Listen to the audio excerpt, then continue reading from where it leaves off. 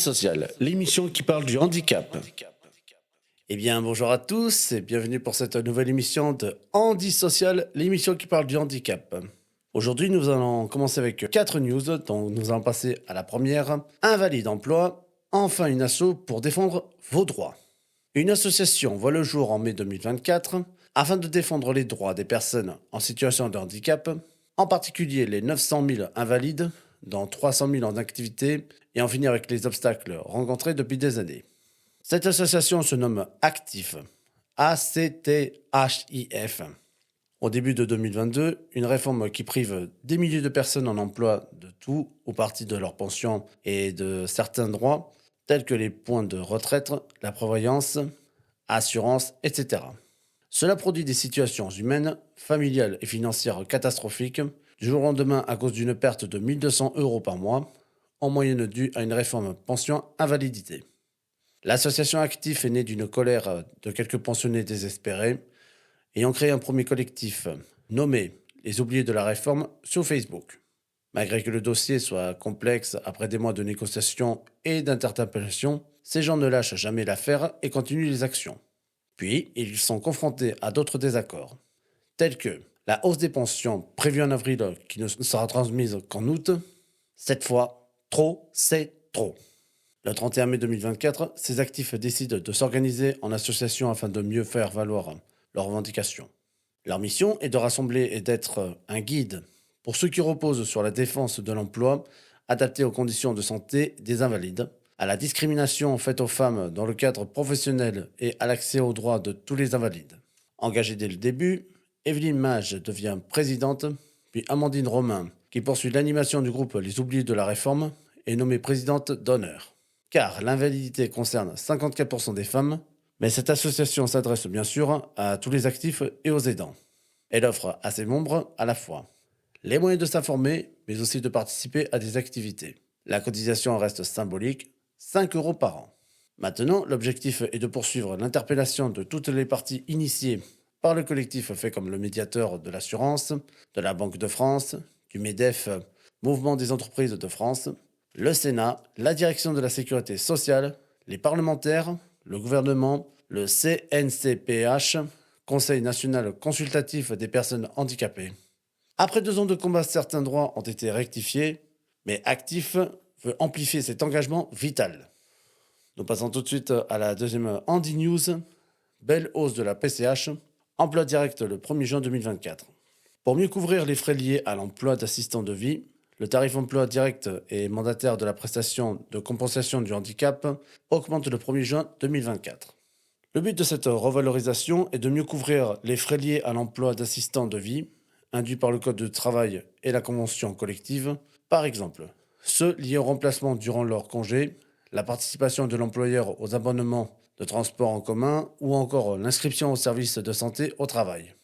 Cette hausse fait suite à celle du 1er mai 2024, qui avait déjà réévalué certaines prestations de 2%, comme cela est prévu 2 ou 3 fois par an, pour suivre l'augmentation des salaires minimums de la branche. Cependant, la coordination handicap autonomie, CHA, se félicite du changement dans le calcul de la PCH suite à un long combat mené par l'association depuis plusieurs années.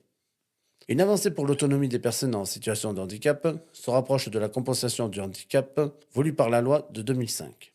En 2022, la CHA avait obtenu une première victoire lorsque le tarif de la PCH était passé à 140% du salaire brut minimum conventionnel. Cependant, le combat est loin d'être terminé, car elle réclame un contrôle juste et régulier par les conseils départementaux qui doivent prendre en compte l'ensemble des frais liés à l'emploi direct lors des contrôles d'utilisation de la PCH. Sinon, les restes à charge resteront toujours conséquents pour les particuliers employeurs. Mais également la couverture de tous les frais liés à l'embauche en emploi direct, en particulier les dépenses ponctuelles en cas de licenciement, les primes de précarité sur de longs CDD, de remplacement maternité ou longue maladie ou suite au décès de l'employeur. Puis la CHA demande la prise en compte des nouvelles hausses de charges liées aux nouvelles règles sur les congés payés durant les arrêts maladie et les hausses de cotisations patronales en avril 2024. Nous passons maintenant au troisième Handy News. Des grandes marques font le pari de la mode adaptée. Le géant du e-commerce Zalando a lancé le 3 juin 2024 une collection adaptée de 14 vêtements de sport fonctionnels et abordable. Mais ce n'est pas assez, car d'après un spécialiste, ça ne rapporte pas d'argent. Parmi ces vêtements, on peut trouver un jogging dont les jambes se dézippent entièrement pour faciliter l'enfilage, un t-shirt à l'encoulure élargie par des scratchs, des grandes boucles de fermeture éclair pour une meilleure prise en main, ou encore des aimants à la place des boutons. Zalando prévient que trouver des vêtements adaptés et à la mode reste un défi pour les personnes handicapées. En 2022, la plateforme européenne multimarque aux 50 millions de clients avait dévoilé une collection de vêtements du quotidien destinés aux personnes porteuses de handicap, par ses propres marques vendues entre 20 et 40 euros. Le site propose également à la vente deux des rares grandes marques à avoir développé des articles spécifiques. Nike et une marque US lançant une collection inclusive avec style nommé Tommy Hilfiger. Mais pour les personnes en fauteuil roulant ou porteuses de prothèses, ça reste délicat venant de l'industrie du textile. En France, la directrice générale France, Royaume-Uni, Irlande de Zalando, Laura Toledano, estime que développer une collection inclusive prend du temps et il faut accepter d'investir dans une collection qui n'a pas pour premier but un but commercial. Virginie Sainte-Rose, directrice du partenariat Decathlon Paris 2024, pour laquelle une enseigne multisport se doit être accessible à tous et à toutes, rajoute que ça ne rapporte pas d'argent. Depuis 2017, Kiabi développe aussi une collection spécifique et indique à l'AFP totaliser cette année 268 références coloris pour adultes et enfants, avec des vêtements comportant des astuces pour favoriser l'autonomie sans faire de concessions sur le style, la désirabilité du produit et à des prix accessibles. Mais Philippe Béranger, directeur du plaidoyer de l'association pour l'insertion sociale et professionnelle des personnes handicapées, l'ADAPT, déplore que partout dans le monde, les marques ont du mal à s'engager car il y a des coûts de recherche, que c'est pas sexy, qu'il y a un problème d'image. La preuve avec le film d'Artus, Un petit truc en plus, où les acteurs en situation de handicap ont eu beaucoup de mal à trouver une maison de couture qui voulait les habiller pour le Festival de Cannes.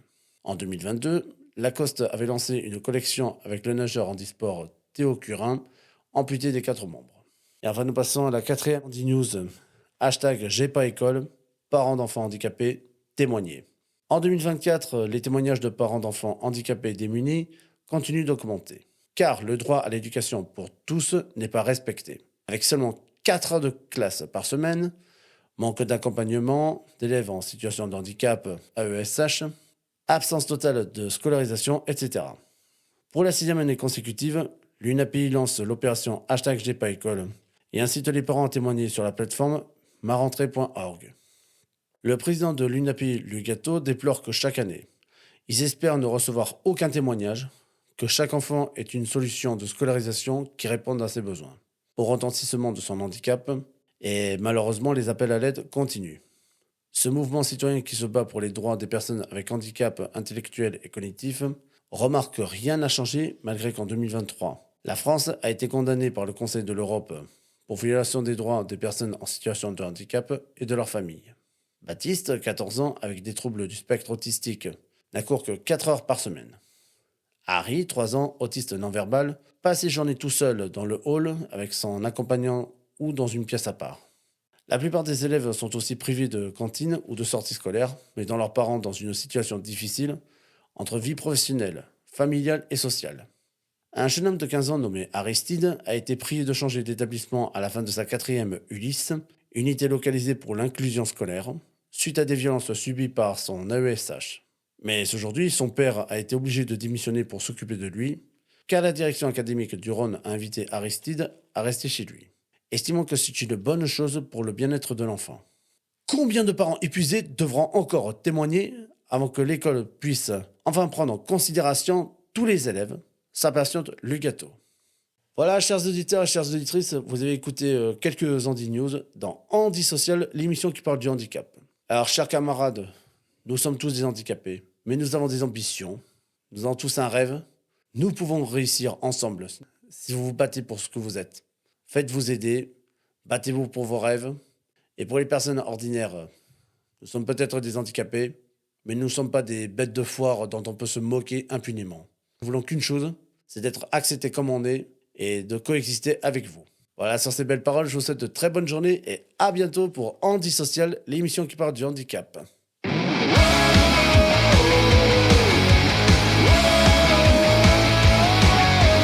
Handi Social, l'émission qui parle du handicap.